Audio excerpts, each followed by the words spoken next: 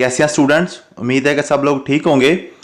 आज हमारा पीपीएससी और एनटीएस की टेस्ट प्रिपरेशन के वाले से लेक्चर नंबर 9 का पार्ट 1 है। चलते हैं अपनी वीडियो की तरफ। तो सबसे पहले जैसा कि आपको पता है कि पार्ट 1 में हमने जो 4 सब्जेक्ट्स अपने क्लियर करने होते हैं और पार्ट 2 में 4 सब्जेक्ट्स क्लियर करने होते हैं। टोटल हम 8 सब्जेक्ट्स को लेकर चल रहे हैं। तो आज के हमारे जो पार्ट 1 में लेक्चर में सबसे पहले जिसको मैं टच करने लगा हूँ वो है हमारा साइंस का पोर्शन। ठीक है, आज इंग्लिश, एजुकेशन, इस्लामियात, उर्दू नहीं होगी। आज हमारा होगा जी साइंस का पोर्शन पहले। ठीक है, फिर करंट अफेयर करेंगे, फिर जनरल नॉलेज वगैरह को टच करेंगे आज। ठीक है, तो आज साइंस में जो हमने पढ़ना है वो है जी रेस्पिरेटरी सिस्टम। ठीक है, रेस्पिरेटरी सिस्टम क्या होता है, इसको मैंने अब कोशिश की है कि 10-12 पॉइंट्स के अंदर इसको मैंने क्लोज किया है। रेस्पिरेटरी सिस्टम को वैसे अगर आप पढ़ने बैठे हैं, इसको समझने बैठे हैं, तो इसकी पूरी एक बुक है, पूरी एक फील्ड है। 200, 400, 1000 पेजेस पे भी आपको ये टॉपिक मिल सकता है। लेकिन हमने चूंकि सिर्फ पीपीएससी और एनटीएस को माइंड में रखते हुए इसको देखना होता है, तो सिर्फ ये मैंने अपनी तरफ से फुल कोशिश की है कि इसको ज़्यादा से ज़्यादा शॉर्ट फॉर्म में आपको मैं एक जो है ना ये इसका सारा स्केच दे दूं, ताकि अगर पीपीएससी में रेस्पिरेटरी सिस्टम के वाले से कोई क्वेश्चन आता है तो आप उसको इजीली कर सकेंगे। ठीक है, अगर आप पहली दफ़ा वीडियो देख रहे हैं, ठीक है, तो 0300390485 ये मेरा नंबर आपके स्क्रीन पे चल रहा है। आपने व्हाट्सएप मैसेज करना है अपना नाम और अपना डिस्ट्रिक्ट का नाम। आपको भी हम अपने स्टूडेंट लिस्ट में शामिल कर लेंगे, व्हाट्सएप ग्रुप में शामिल कर लेंगे। उसके अंदर हमारे पीडीएफ नोट्स वगैरह होते हैं, उसी के अंदर हमारी टेस्ट सीरीज होती है, सारा कुछ वहीं पर हमारी डिस्कशन चलती है। चलते हैं जी वीडियो की तरफ। तो नंबर 1 पॉइंट क्या लिखा जी मैंने, breathing is a process That moves air in and out of the lungs। क्या मतलब है?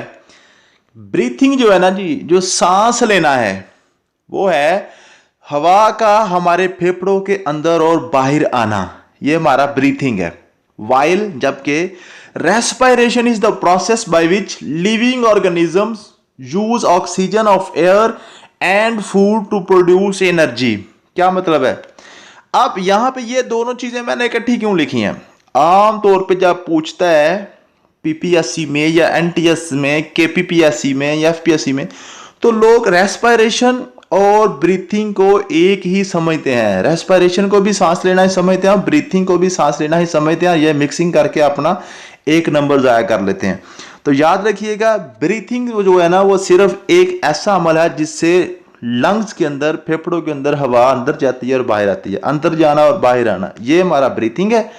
जबकि रेस्पिरेशन जो है वो ये है कि हवा से ऑक्सीजन को हासिल करना और जो फूड हमने खाई है डाइजेशन सिस्टम से, वहां से फूड हासिल करना, फूड और ऑक्सीजन को मिला के जिस्म को एनर्जी प्रोवाइड करना, ये हमारा रेस्पिरेशन होता है। ठीक है जी, नंबर 2 पॉइंट पे चलते हैं। नंबर 2 पॉइंट है हमारा The parts of the body used in the process of breathing from the respiratory system। क्या मतलब है? जो जिस्म के हिस्से, जिस्म के पार्ट्स, बॉडी पार्ट्स जो ब्रीथिंग में इस्तेमाल होते हैं ना, ब्रीथिंग प्रोसेस में इस्तेमाल होते हैं, वो रेस्पिरेटरी सिस्टम बनाते हैं। सारे मिलकर एक सिस्टम बनाते हैं जिसको हम कहते हैं रेस्पिरेटरी सिस्टम। क्या मतलब है जी? Parts of respiratory system are nose, throat, trachea, इसको विंड पाइप भी कहते हैं, ब्रोंकाई एंड लंग्स। क्या मतलब है जी? जो हमारा रेस्पिरेटरी सिस्टम के हिस्से हैं ना, वो नाक से शुरू होता है। जैसा कि आपको पता है सांस लेना कहां से शुरू होता है? नाक से ही हवा अंदर जाती है ना। नोज, फिर गला, ट्रैकिया, ट्रैकिया सांस की नाली को ट्रैकिया कहते हैं, इसको विंड पाइप भी कहते हैं। ठीक है, ब्रोंकाई और लंग्स, लंग्स कहते हैं हमारे फेफड़ों को, ब्रोंकाई, ये सारा कुछ आगे डिटेल से मैं आपको पढ़ा रहा हूं अभी इसी वीडियो में। ठीक है, नेक्स्ट पॉइंट 4 की तरफ चलते हैं। ये साथ साथ आपने इसको तरतीब में याद करते जाना है। ठीक है जी, the air enters through the nose और माउथ। जो हवा है हमारे जिस्म में 2 रास्तों से एंटर हो सकती है, नोज या माउथ, नाक या मुंह से, ऐसे ही है ना जी। Next, there are hairs and mucus in the nose to warm up moisture and clean the air. क्या जी? कि नोज में, हमारी नाक में बाल होते हैं और म्यूकस होता है। ये नाक और म्यूकस का काम क्या होता है? टू वार्म अप, हवा को गर्म करना, मॉइस्चर, उसको नमदार करना, एंड क्लीन, और हवा को साफ करना जो हम सांस के लिए यूज कर रहे हैं। म्यूकस क्या होता है? म्यूकस इज स्टिकी लिक्विड, ठीक है, ये एक चिपकने वाला एक लिक्विड होता है, ठीक है। अपनी नाक के अंदर आप उंगली लगा के देखें तो आपको एक स्टिकी सा लिक्विड आपकी नाक के अंदर मिलेगा, ठीक है, वो हमारा होता है जी म्यूकस होता है। वो म्यूकस का क्या काम होता है? हवा को वार्म अप करता है, गर्म करता है, ठीक है जी। और जो हेयर्स होते हैं ना, जो बाल होते हैं, वो हवा को साफ करते हैं। म्यूकस हवा को गर्म करता है और उसको थोड़ी सी नमी दे देता है, ठीक हो गया जी। पॉइंट नंबर 5 पे चलते हैं। The air enters in the throat and pass through larynx, ठीक है जी। जैसे ही हवा नोज में दाखिल हुई, नोज से फिर आगे चली गई ये गले में, गले से आगे जाएगी लैरिंक्स में, ठीक है। गले से आगे ये एक नाली चल रही है अब, ठीक है, ये समझ लें कि एक सांस की नाली है। तो गले के बाद इसमें जहां पे इसने जाना है उसको हम कहते हैं लैरिंक्स, ठीक है। Vocal cords are present in larynx to produce sound. ये जो हवा है ना, हवा जो है ना, इसको यूज करके वोकल कॉर्ड्स होते हैं जो हमारी आवाज पैदा करते हैं। ये भी बड़ा इंपॉर्टेंट एमसीक्यूज है कि आवाज कैसे पैदा होती है। आवाज हवा से पैदा होती है। लैरिंक्स के अंदर वोकल कॉर्ड्स हैं। वोकल कॉर्ड 2 पत्ते से होते हैं हमारे गले के अंदर, ठीक है।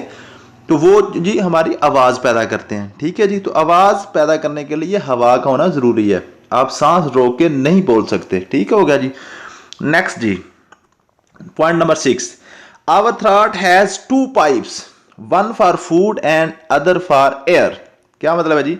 हमारा जो गला है ना, इसके अंदर 2 पाइप्स हैं, 2 नालियां हैं, एक खुराक की नाली है और एक हवा की नाली है। It is epiglottis which controls the opening and closing of both pipes. ये बड़ा इंपॉर्टेंट एमसीक्यू है, इसको आपने समझ लेना है कि हमारे गले के अंदर एपिग्लॉट्स होते हैं। एपिग्लॉट्स एक ढक्कन है, ठीक है, एक ढक्कन है जो क्या करता है, हवा और खुराक की नाली की ओपनिंग और क्लोजिंग को कंट्रोल करता है। ये क्या है? आप अपने अभी वीडियो देखते देखते ना अपने गले पे जरा हाथ रखें, अपने थ्रोट के ऊपर, और कोई चीज अंदर इनटेक करें, जरा थूक के अंदर अपने अंदर लेके जाएं, तो आपको अपने गले के अंदर एक ढक्कन सा ऊपर उठता हुआ नजर आएगा, ठीक है, जिसको आमतौर पे पंजाबी में कंडी बोलते हैं, ठीक है। तो ये जो इसको एपिग्लॉट्स कहते हैं। जैसे आप थूक को अंदर अपने लेके जाएंगे तो ये ऊपर उठता हुआ नजर आएगा। इसका क्या मतलब है? ये जो ढक्कन होता है, ये एपिग्लॉट्स होता है, ये खुराक की नाली के ऊपर पड़ा होता है, ठीक है। जैसे आप कोई चीज अंदर लेके जाते हैं, ये ढक्कन थोड़ा सा ऊपर उठता है और खुराक की नाली खुलती है, खुराक अंदर जाती है। जो भी आप अंदर चीज लेके जा रहे हैं, पानी लेके जा रहे हैं, कोई फूड इनटेक कर रहे हैं, तो वो थोड़ा सा ऊपर होता है। वो जैसे ही फूड अंदर चली जाती है, फिर ये उसके ऊपर आ जाता है और बंद हो जाता है। जब ये खुराक की नाली से ऊपर उठता है ना, ऊपर उठ के ये सांस की नाली के ऊपर चला जाता है, ठीक है। ये ढक्कन एक ही है, एपिग्लॉट्स एक ही है, एक ही ढक्कन दोनों नालियों को कंट्रोल कर रहा है, हवा की नाली को भी, सांस वाली को भी और खुराक वाली को भी। जब खुराक की नाली ओपन होती है, सांस की नाली क्लोज हो जाती है। जब सांस की नाली क्लोज होती है, फिर हवा की नाली ओपन हो जाती है। जब खुराक की नाली, जब खुराक की नाली बंद होती है, जब सांस की नाली ओपन हो जाती है। तो दोनों को कंट्रोल कौन कर रहा है जी? एपिग्लॉट्स, ठीक हो गया। नंबर 7, फ्रॉम लैरिंक्स, वही हम फिर उधर चल रहे हैं। क्या हुआ था? सबसे पहले हवा कहां पे आई थी? नोज में। नोज के अंदर नाक थे, म्यूकस थे, उन्होंने उसको गर्म किया, थोड़ा सा मॉइस्ट किया, वार्म अप किया, क्लीन किया, वहां से गले में आ गई, गले से फिर कहां पे चली गई थी? ये लैरिंक्स में, ठीक है जी। फ्रॉम लैरिंक्स, ये नंबर 7 पढ़ रहा हूं मैं। From larynx air passes through trachea और विंड पाइप। क्या मतलब है? जब लैरिंक्स में हवा आई है, लैरिंक्स से एयर आगे जाएगी ट्रैकिया में। ट्रैकिया कहते हैं सांस की नाली को। ये बड़ा इंपॉर्टेंट है, इसको आपने याद कर लेना है कि जो एयर पाइप है, जो सांस की नाली है, जो ब्रीथिंग पाइप है, उसको हम ट्रैकिया कहते हैं, ठीक हो गया जी। विंड पाइप भी कहते हैं। It's made of C shaped rings of cartilage. जो ट्रैकिया है, सी शक्ल के रिंग से मिलकर बने हुए, छल्लों से मिलकर बनी हुई है, ठीक है। जिस तरह स्प्रिंग नहीं होता, स्प्रिंग के अंदर छल्ले बने होते हैं ना, कार्टिलेज, ठीक है। तो ये कार्टिलेज के जो छल्ले होते हैं उससे बनी होती है। These rings keep our trachea open. क्या मतलब है? ये जो छल्ले हैं ना, ये हमेशा ट्रैकिया को ओपन रखते हैं, ठीक है। अगर आप बेंड भी हो जाएं, आपका चेस्ट बेंड हो रही है, आपका जो थ्रॉट बेंड हो रहा है इधर उधर जिस मर्जी हो जाए, लेकिन ये जो हमारे सी शेप रिंग्स है ना ट्रैकिया के अंदर, ये ट्रैकिया को बंद नहीं होने देते। अगर ट्रैकिया बंद हो जाए तो सांस ही बंद हो गया, ठीक है जी। तो हमेशा खुला रखते हैं इसको। Mucus and hairs are also in trachea. Mucus और बाल ट्रैकिया में भी मौजूद होते हैं, ठीक है। जो नाक में है ना वो ट्रैकिया में भी मौजूद है। नेक्स्ट जी, number 8, at entrance point to lungs trachea divides into 2 branches called bronchi, singular bronchus. क्या मतलब हो गया जी, जैसे ही ट्रैकिया फेफड़ों तक जाती है, आपको पता है हमारे फेफड़े 2 होते हैं, ठीक है। ऊपर से नाक, नाक से गला, गले से लैरिंक्स, लैरिंक्स से फिर आगे ट्रैकिया, ये सारी एक ही नाली आ रही है। आप मुझे बताएं ये नाली किधर जाए? फेफड़े तो 2 हैं, दाएं फेफड़े में जाए कि बाएं फेफड़े में जाए? लेकिन फेफड़े तो दोनों को हवा की जरूरत है, दोनों ने सांस के लिए काम करना है। तो फिर यहां पे जाके ट्रैकिया 2 हिस्सों में तकसीम हो जाती है। इसके 2 हिस्से, 2 ब्रांचेस, 2 शाखें बन जाती हैं, इसकी 2 गलियां बन जाती हैं, 2 नालियां बन जाती हैं, ठीक है जी। उनको हम क्या कहते हैं जी? ब्रोंकाई। दोनों को मिलकर हम क्या कहते हैं? ब्रोंकाई। वाहद ब्रोंकस, एक नाली को ब्रोंकस कहते हैं, दोनों को मिलकर हम क्या कहते हैं? ब्रोंकाई, ठीक है जी। तो एक ब्रोंकस एक लंग्स में, दूसरी ब्रोंकस दूसरी लंग में चली जाएगी, ठीक है जी। नेक्स्ट जी, bronchi carry air into lungs. Bronchi जो है ये फिर हवा कहां पे लेके जाएंगी? लंग्स में, फेफड़ों में। Most important part of respiratory system is lungs. तो ये भी आपने याद रखना, रेस्पिरेटरी सिस्टम का सबसे अहम जो पार्ट है वो हमारे फेफड़े हैं, ठीक होगा जी। In each lung bronchus divides into smaller tubes called bronchioles. अब पहले एक हमारी ट्रैकिया थी, ट्रैकिया फेफड़ों पे आके 2 में तब्दील होगी ब्रोंकाई में, ठीक है। एक ब्रोंकस एक फेफड़े में, दूसरी ब्रोंकस दूसरे फेफड़े में। अब ब्रोंकस जब गई है फेफड़े में, इसके अंदर मजीद जाकर वो छोटी छोटी नालियों में तब्दील हो गई है, छोटी छोटी नालियों में वो डिवाइड हो गया, तकसीम हो गई है। उनको हमने क्या कहना है, ठीक है जी। वो जो है ना, जो स्मॉल ट्यूब, उसको हम कहते हैं ब्रोंक्यूल। पहले ट्रैकिया थी, ट्रैकिया फिर डिवाइड हो गए, ब्रोंकाई बनी, जिनको एक को ब्रोंकस कहते हैं। फिर ब्रोंकस आपस में तब्दील हुआ, ब्रोंकस टूटा, ब्रोंकस अंदर जाकर छोटी छोटी नालियों में तब्दील हुआ, उसको हम ब्रोंक्यूल कहते हैं, ठीक है। पहले ट्रैकिया, ब्रोंकस, फिर ब्रोंक्यूल। अब ब्रोंक्यूल ने भी आगे फिर मजीद तकसीम होना है। At the end of each bronchiole टिनी air sacs called alveoli, ठीक है। तो हर ब्रोंक्यूल के एंड पे जाके ना छोटी छोटी हवा की थैलियां बन जाती हैं, एयर सैक्स। ये हवा की थैलियां बन, उनको एल्वेलाई कहते हैं। क्या कहना जी? एल्वेलाई।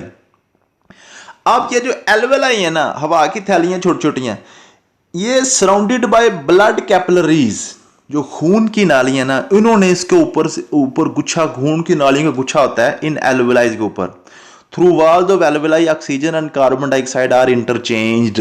क्या मतलब है कि ये जो एल्वेलाई है ना, इनकी दीवारों से फिर, इनकी जो दीवारें हैं ना एल्वेलाई की, इनकी दीवारों से फिर ऑक्सीजन और कार्बन डाइऑक्साइड आपस में एक्सचेंज की जाती हैं। क्या मतलब है? जो खून की नालियां ना, खून अपनी कार्बन डाइऑक्साइड फिर एल्वेलाई में छोड़ देता है, और एल्वेलाई के अंदर ऑक्सीजन है जो सांस के जरिए आई हुई है, ऑक्सीजन को ले लेता है।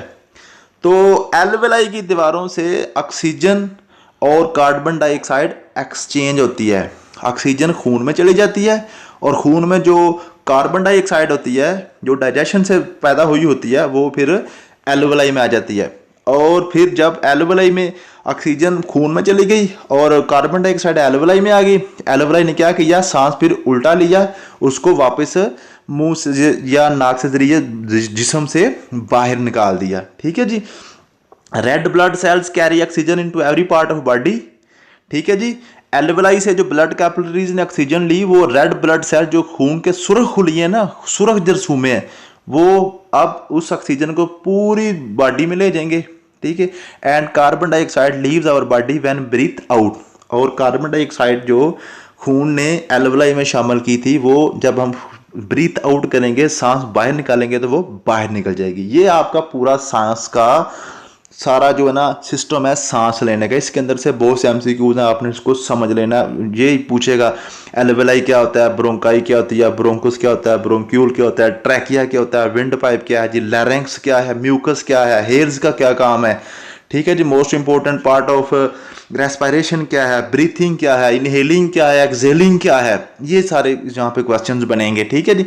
11वां पॉइंट जी, 11वां, our lungs have no muscles. हमारे जो लंग्स है ना, अब देखिए ना, अब मैंने आपको बताया था जो भी चीज सिकुड़ती है और फैलती है वो उसमें मसल्स होते हैं। अब हमारे लंग्स सिकुड़ भी रहे हैं, फैल भी रहे हैं, हवा अंदर बाहर जा रही है, लेकिन उसमें कोई मसल नहीं है हमारे लंग्स में, ये याद रखिएगा। Two other muscles used in breathing, दो और मसल होते हैं लंग्स के अंदर, नहीं बाहर के दो मसल होते हैं जो ब्रीथिंग में यूज होते हैं। कौन कौन से? इंटरकोस्टल मसल्स ऑफ रिब्स, पसलियों के जो मसल्स हैं, एंड डोम शेप डायाफ्राम, एक गुंबदनुमा होता है डायाफ्राम जो चेस्ट के अंदर होता है। ठीक है, इनके मसल सिकुड़ते और फैलते हैं तो जो है ना हवा अंदर और बाहर जाती है। जो फेफड़े हैं ना, ये एक बैलून की तरह है। जब बैलून के ऊपर प्रेशर डाला जाता है थोड़ा सा, तो आपको पता है वो उसमें से हवा खारिज बाहर निकल आएगी। जब उसको छोड़ेंगे, फ्री करेंगे, तो उसके अंदर हवा अंदर चली जाएगी। ठीक है, तो जब when intercostal muscles pull our ribs outward and diaphragm contracts, the air enters in the lungs, it's called inhaling। क्या मतलब है? जब इंटरकोस्टल मसल्स, जो हमारी जो पसलियों के मसल्स हैं, और डायफ्राम्स, ये कॉन्ट्रैक्ट करते हैं। ठीक है ना, तो ये क्या करते हैं, थोड़े से सिकुड़ते हैं ना। जब सिकुड़ते हैं तो जो हमारे मसल, जो हमारे फेफड़े हैं ना, उनके ऊपर जो प्रेशर है वो कम होता है, तो हवा जो है ना वो फेफड़ों के अंदर चली जाती है। ठीक है, और इसको हम कहते हैं इनहेलिंग। क्या कहते हैं जी? इनहेलिंग, अंदर लेके जाना हवा को। When intercostal muscles and diaphragm relaxed, the air moves out lungs, it's called exhaling. जब ये रिलैक्स करते हैं, ठीक है, तो फिर ये क्या करते हैं, थोड़े से फैलते हैं ना जब, तो ये मसल, इनके जो मसल जब फैलते हैं तो ये फेफड़ों के ऊपर प्रेशर डालते हैं। तो फेफड़े को जब प्रेशर डालते हैं, जैसे आप एक बैलून समझ लें, गुब्बारा, तो उसके ऊपर जब उसको थोड़ा सा दबाया जाता है तो उसके अंदर से जो हवा आती है वो बाहर निकल जाती है। ठीक है, तो डायफ्राम और इंटरकोस्टल मसल्स ये भी बड़े इंपॉर्टेंट है, ये आपको एमसीक्यूज में पूछे जा सकते हैं। इनहेलिंग क्या होती है, एक्सहेलिंग क्या होती है, ये भी आपको समझ आ गई। इनहेलिंग सांस अंदर लेके जाना, एक्सहेलिंग सांस को बाहर लेके जाना। उम्मीद है कि आपको रेस्पिरेटरी सिस्टम की समझ आ गई होगी। नेक्स्ट चलते हैं जी। नेक्स्ट है आज हमारा जनरल नॉलेज। जनरल नॉलेज, आज जैसा कि आपको पता, हमने कंट्रीज की जो है ना उस कैपिटल शुरू किए हुए हैं, तो ए और बी वाले हो गए थे। आज सी से जो मुल्कों के नाम शुरू होते हैं ना, वो आज हमने करने हैं। ठीक है जी, तो कंबोडिया एशिया में है, पोमफिन इसका जी कैपिटल है। कैमरून अफ्रीका में है, युवंडी इसका है।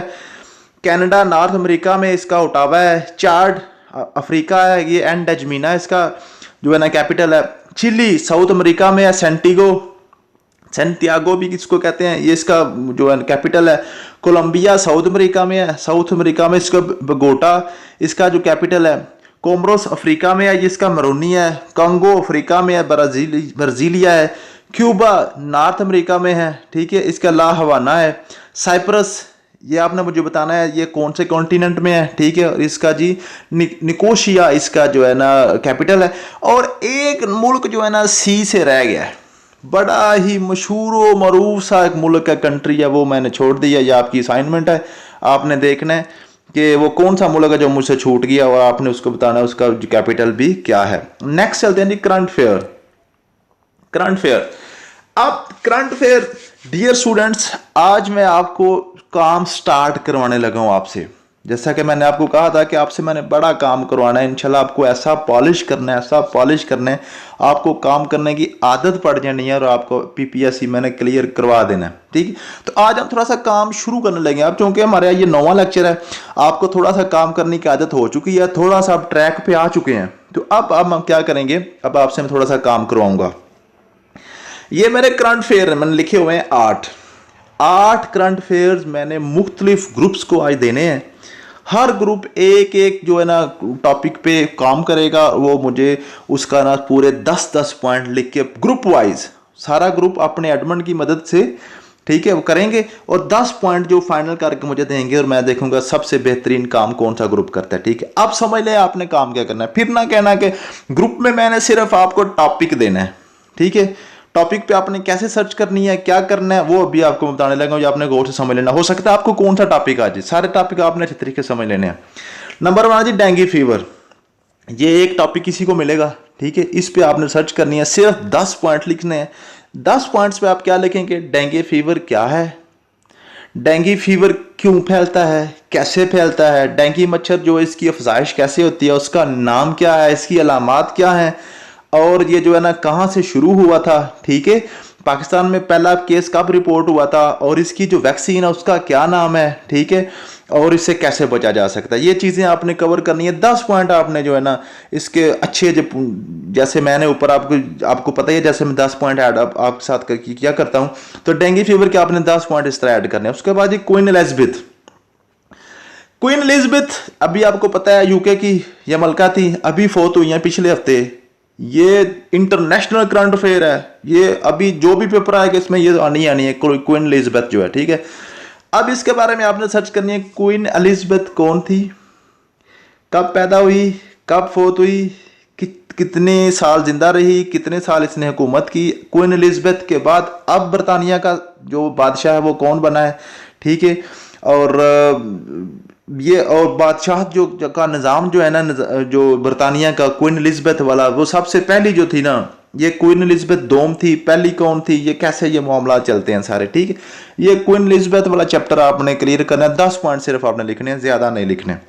उसके बाद नंबर 3 है एशिया कप, ये भी हमारा एक करंट अफेयर अभी चल रहा था। एशिया कप में क्वेश्चन आज जैसा आपको पता है आना ही आना है। ठीक है, तो एशिया कप के हवाले से आपने करना है जी, एशिया कप क्या है, एशिया कप में कितनी टीमें शामिल थी इस दफ़ा, कब हुआ, ये कितने साल बाद होता है, इस एशिया कप में पाकिस्तान ने किसको हराया, पाकिस्तान कहाँ तक पहुंचा था, कौन सा मैच पाकिस्तान हारा, इंडिया के साथ पाकिस्तान का कब मैच हुआ, पाकिस्तान का जो है ना जनाब कैप्टन कौन था, मैन ऑफ द मैच कौन था, इंडिया से जो मैच जीते थे। ठीक है, हारा किससे था पाकिस्तान। ठीक है, फाइनल किसने जीता है, ये आपने इसके बारे में ना एशिया कप के वाले से आप 10 पॉइंट्स लिखेंगे। ठीक है, उसके बाद एक करंट पार्लियामेंट, ये एक पॉइंट होगा। करंट पार्लियामेंट में जिसको ये मिलेगा उसने देखना जी, जो हमारी फेडरल पार्लियामेंट है इसमें वजीर आजम कौन है, मिनिस्टर्स के नाम लिखने हैं आपने, कौन कौन मिनिस्टर जो है ना, फॉरेन मिनिस्टर कौन है, डिफेंस मिनिस्टर कौन है, एजुकेशन मिनिस्टर कौन है, ये आपने मिनिस्टर्स के नाम लिखने हैं। और प्रेसिडेंट ऑफ पाकिस्तान कौन है, ये कितने नंबर का प्रेसिडेंट है, कितने नंबर की असम्बली चल रही है, कितने नंबर का वजीर आजम है, फॉर एग्जाम्पल कि 14वां वजीर आजम है, या 18वां वजीर आजम है, या 20वां वजीर आजम है, 21वीं असम्बली चल रही है, ये आपने इसके बारे में ना पता करना है। ये सिर्फ आपने नेशनल असम्बली के हवाले से करना है। ठीक है, और करंट पार्लियामेंट में 2 चीज़ें आती हैं, नेशनल असम्बली और सेनेट ऑफ पाकिस्तान। ठीक है, सेनेट का चेयरमैन कौन है, डिप्टी चेयरमैन कौन है। ठीक है, ये आपने इसके बारे में 10 पॉइंट ऐड करने हैं। उसके बाद प्रोविंशियल पार्लियामेंट, प्रोविंशियल पार्लियामेंट जो है ना, ये 1 पॉइंट दूंगा, ये इसने पंजाब की जो प्रोविंशियल पार्लियामेंट है ये वाला ग्रुप, जिसको मैं ये वाला पॉइंट दूंगा ना, टॉपिक दूंगा, वो ये देखेंगे कि पंजाब का गवर्नर कौन है इस टाइम, वज़ीर आला कौन है, मिनिस्ट्री कौन कौन सी मिनिस्ट्री कौन कौन से मिनिस्टर के पास है। ठीक है, वो नाम याद आपने करने हैं। इस टाइम ये कौन सी असम्बली चल रही है, इसका इलेक्शन कब हुआ था। ठीक है, और इसके टोटल मेंबर्स कितने होते हैं इस असम्बली में, ख़वातीन की तादाद कितनी है, माइनॉरिटी की तादाद कितनी है, कौन सी पार्टी रूलिंग है, लीड कर रही है। 10 पॉइंट आपने इसके भी ऐड करने हैं। नेक्स्ट है पाकिस्तान आर्मी। पाकिस्तान आर्मी का जो करंट अफेयर है वो भी मैं किसी एक को टॉपिक असाइन करूंगा, उस पर आपने देखना है कि पाकिस्तान आर्मी जो है ना, इसमें चीफ ऑफ आर्मी स्टाफ इस टाइम कौन है, chief joint chief of army staff कौन है, DGISI कौन है, DGISPR कौन है। ये आपने आर्मी के जो 10 जो लोग हैं ना, इनके आपने नाम लिखने हैं।